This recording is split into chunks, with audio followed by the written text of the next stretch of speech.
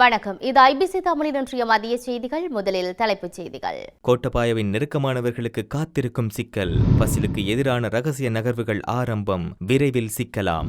அனுர் அரசின் வரி கொள்கையால் வங்கிகளுக்கு ஏற்பட்டுள்ள பாரிய நெருக்கடி. பொதுமக்களுக்கு அரசாங்கம் விடுத்துள்ள முக்கிய அறிவிப்பு.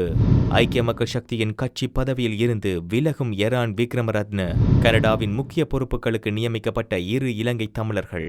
இறக்குமதியாகும் வாகன வரி விதிப்பு. வெளியிடப்பட்ட விசேட வர்த்தகமானி.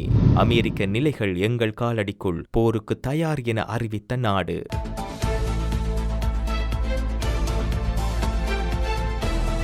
தொடர்வன விரிவான செய்திகள். உயிர்த்த ஞாயிறு தாக்குதல் விசாரணை ஆணைக்குழுவின் அறிக்கையை செயற்படுத்தினால் தனக்கு இணக்கமானவர்கள் நெருக்கடிக்குள்ளாவார்கள் என்று முன்னாள் ஜனாதிபதி கோட்டபாய ராஜபக்ச குறிப்பிட்டதாக எதிர்க்கட்சி நாடாளுமன்ற உறுப்பினர் காவிந்த ஜெயவர்தன தெரிவித்துள்ளார்.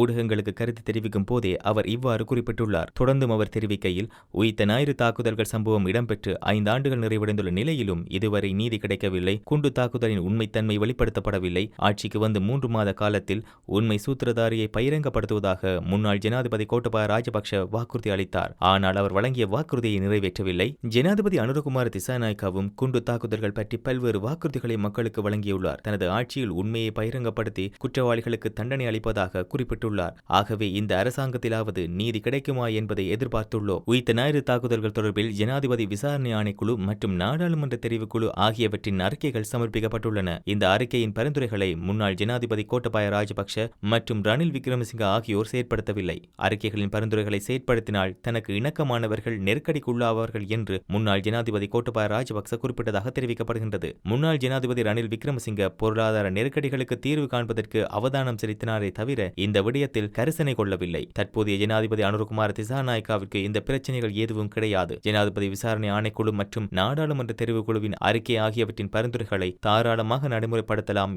இருப்பினும் அரசாங்கம் இது குறித்து கவனம் கொள்ளவில்லை. குண்டு தாக்குதல்கள் தொடர்பில் நாடாளுமன்றத்தில் அரசாங்கத்திடம் கேள்வி எழுப்பும் சந்தர்ப்பத்தில் கடந்த கால விசாரணைகளின் விவரங்களே குறிப்பிடப்படுகின்றன. புதிதாக எந்த தகவல்களும் குறிப்பிடப்படவில்லை. கோட்டபாய ராஜபக்ஷ போன்று ஜனாதிபதி அனுரகுமார திசாநாயக்காவும் குண்டு தாக்குதல் விவகாரத்தை தனது வெற்றிக்கு பயன்படுத்திக் கொண்டார் என்ற நிலைப்பாட்டை மக்கள் மத்தியில் தோற்றுவிக்க கூடாது என குறிப்பிட்டுள்ளார்.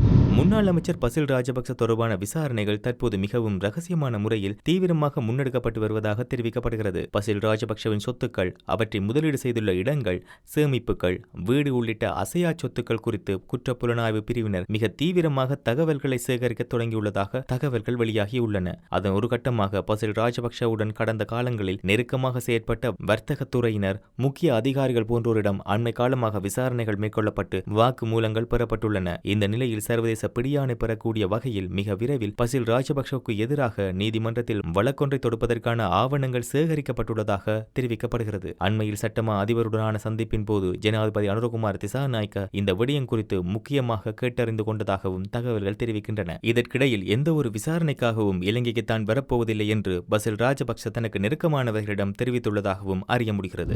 இலங்கையில் அனைத்து வங்கிகளிலும் வைப்பு செய்யப்பட்டுள்ள வைப்பு தொகைகளுக்கு விதிக்கப்படும் பிடித்தம் செய்யும் வரி 5% 10% அதிகரிக்கப்பட்டுள்ளது. இவ்வாறான நிலையில் வங்கிகளில் ஏற்கனவே வைப்பு செய்யப்பட்ட சுமார் 300 மில்லியன் ரூபாய் பங்குச் சந்தையில் முதலீடு செய்யப்பட்டுள்ளதாக பங்குச்சந்தை வட்டாரங்கள் தெரிவிக்கின்றன. இதன் காரணமாக பங்குச் சந்தையில் கணிசமான வளர்ச்சி நிலைமை ஏற்பட்டுள்ளதாக சுட்டிக்காட்டப்பட்டுள்ளது. இந்த நிலையில் நிலையான வைப்புக்கான பிடித்தம் செய்யும் வரி அதிகரிக்கப்பட்டுள்ளமையினால் அதிகளவான வாடிக்கையாளர்கள் வங்கியில் இருந்து பணத்தை மீள பெற்றுக் கொள்வதாக தெரிவிக்கப்படுகிறது. இதன் காரணமாக வங்கிகளில் பணப்புழக்க நெருக்கடி உருவாகி வருவதாகவும் தெரிவித்துள்ளது. அரசாங்கத்தின் இந்த செயற்பாடு காரணமாக வங்கிகள் மட்டுமன்றி பிரபல நிதி நிறுவனங்களும் பாதிக்கப்பட்டுள்ளதாக சுட்டிக்காட்டப்பட்டுள்ளது. இதேவேளை மத்திய வங்கி ஆளுநரின் தகவலுக்கு அமைய இலங்கை வங்கிகளில் 65 மில்லியன் வைப்பு தொகைகள் உள்ளன. அவற்றில் சுமார் 1.7 டிரில்லியன் ரூபாய் வைப்பு செய்யப்பட்டுள்ளதாக தெரிவிக்கப்படுகிறது. அரசாங்கத்தின் நிதி வரம்பை அதிகரிக்கும் நோக்கில் வங்கிகளில் பெறப்படும் வட்டிகளுக்கு இந்த பிடித்தம் செய்தல் வரி அறவீடு செய்யப்படுகின்றன. அதேவேளை நிலையான வைப்புகளுக்கு வருடாந்தம் 18 லட்சத்துக்கும் மேற்பட்ட தொகையை வட்டியாக பெற்றால் அதற்கும் வரி செலுத்த வேண்டும் என்பது குறிப்பிடத்தக்கது.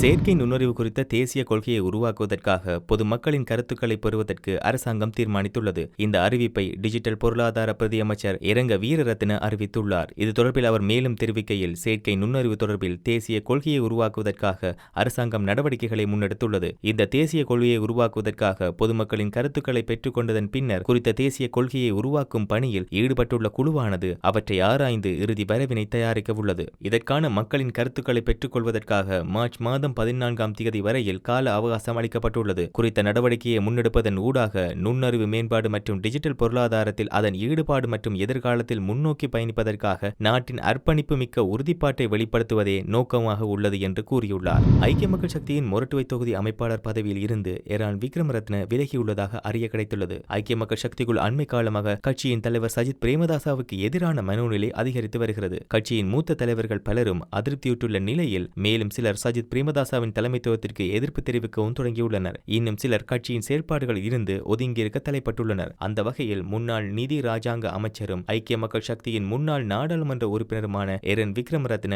ஐக்கிய மக்கள் சக்தி மொரட்டுவ தொகுதி அமைப்பாளர் பொறுப்பில் இருந்து விலகியுள்ளதாக தெரிவிக்கப்பட்டுள்ளது. அவர் தனது பதவி விலகல் குறித்து ஐக்கிய மக்கள் சக்தியின் தலைவர் சஜித் பிரேமதாசவிற்கு கடிதம் மூலம் அறிவித்துள்ளதாகவும் தெரியவந்துள்ளது. கனடாவில் முக்கிய பொறுப்புகளில் இலங்கையைச் சேர்ந்த தமிழர்கள் ஆதிக்கம் செலுத்தி வருகின்றனர். இந்த நிலையில் தமிழ் மக்கள் அதிகம் செறிந்து வாழும் பகுதிகளில் உள்ள வைத்தியசாலைகளுக்கு இலங்கையைச் சேர்ந்த தமிழர்கள் இருவர் நியமிக்கப்பட்டுள்ளனர். ஸ்காப்ரோ ஹெல்த் நெட்வொர்க்ஸ் வைத்தியசாலைகளில் 2 பிரதான பொறுப்புகளில் இருவர் நியமிக்கப்பட்டுள்ளனர். கடந்த 6ஆம் தேதி இவர்களுக்கான நியமனம் வழங்கப்பட்டுள்ளது. அதற்கமைய வைத்தியர் இளஞ்செழியன் அம்பலவாணர் அவசர சிகிச்சை பிரிவின் புதிய தலைமை பதவியையும் வைத்திய இயக்குநர் பதவியையும் ஏற்றுள்ளார். அத்துடன் அவசர சிகிச்சை பிரிவின் துணைத் தலைவராக வைத்தியர் மயோரேந்திரன் ரவிச்சந்திரன் நியமிக்கப்பட்டுள்ளார். குறித்த 2 தமிழர்களும் சுகாதார தலைமை பொறுப்புகளில் நீண்ட கால அனுபவம் கொண்டவர்கள் என்பது குறிப்பிடத்தக்கது.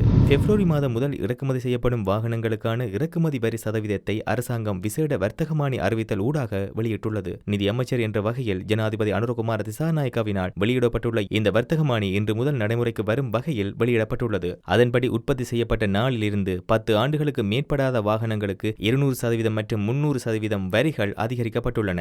சில வகையான வாகனங்களுக்கு அவற்றின் இயந்திர திறனை அடிப்படையாக கொண்டு வரிகள் நிர்ணயிக்கப்பட்டுள்ளன. இதேவேளை இந்த வரி வீதங்களின்படி இறக்குமதி செய்யப்படும் வாகனங்களின் விலைக்கும் வட் வரி நீங்களாக 15 முதல் 20% வரை அதிகரிக்கக்கூடும் என இலங்கை வாகன இறக்குமதியாளர்கள் சங்கம் தெரிவித்துள்ளமை குறிப்பிடத்தக்கது. மத்திய கிழக்கு பகுதியில் உள்ள அனைத்து அமெரிக்க நலன்களுக்கும் ஈரான் ராணுவத்தின் எல்லைகள் உள்ளன என்று ஈரான் ராணுவத்தின் தரைப்படை தளபதி பிரிகேடியர் ஜெனரல் ஹியூமஸ் ஹைதாரி தெரிவித்துள்ளார். எதிரி ஈரானுக்கு எதிராக ஒரு கலப்பின போரை நடாத்துகின்றான். எனவே இந்த அச்சுறுத்தலை எதிர்கொள்ள நாம் எப்போதும் தயாராக இருக்க வேண்டும் என நேற்றைய தினம் இடம்பெற்ற விழாவில் அவர் தெரிவித்தார். எதிரியின் உளவியல் மற்றும் கலப்பின போரின் நோக்கம் பொதுமக்களின் கருத்தை பாதித்து சட்டவிரோத நலன்களை நோக்கி மனதை திருப்புவதாகவும் என்று அவர் மேலும் விளக்கினார். எனவே எதிரியின் இந்த யுத்தியை நிர்வகிப்பதும் நிவர்த்தி செய்வதும் நிகழ்ச்சி நிரலில் இருக்க வேண்டும் என்று அவர் குறிப்பிட்டுள்ளார். கூடுதலாக பிராந்தியத்தில் உள்ள ஈரானிய ராணுவ தரைப்படைக்குள் உள்ள அனைத்து டேங்கிகள், உள்கு வானூர்திகள் மற்றும் ட்ரோன்கள் முழுமையாக போருக்கு தயாராக உள்ளன என்றும் அவர் குறிப்பிட்டுள்ளார். இத்துடன் இன்றைய மதிய செய்திகள் நிறைவடைகின்றன. தொடர்ந்தும் செய்திகளை அறிந்து கொள்ள IBC தமிழ் நியூஸ் என்ற நமது யூடியூப் பக்கத்தினூடாக இணைந்திருங்கள். வணக்கம்.